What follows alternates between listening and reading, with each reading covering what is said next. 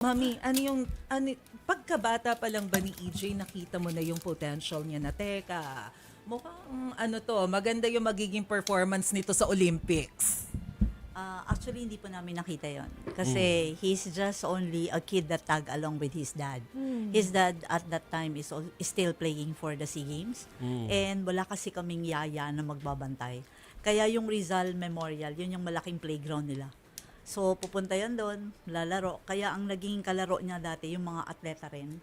So, ang favorite niya doon is kunin yung mga flowers sa damo. Di ba yung damo may tumutubong bulaklak? Yeah. Kukunin niya yun. Yeah, the Tapos white sasabihin niya sa'yo, yung mga puting, mami na. Ibig sabihin marami na siya kasi bulol pa cute! siya eh. That's how he, How old was he nung mga panahon na yun? Um, Bulol pa. oo. 3, 2? 4. 4? Oh. Late kasi siya nakapag-speak ng straight eh. Okay. Late siya. Whoa. Oo. Maaga siyang nag-walk, late siya nag-speak. 10 months old, he can walk already. Ganon ka-early. Pero yung speaking, hindi masyado. So, Yun. ano, Mami, yung nakita mo kay EJ na nasabi mo na, ay, mukhang okay to. Mukhang That he'll be susunod an to sa yapak Olympian. namin. Yeah. Sa yapak namin. Naging interesado kasi siya sa event.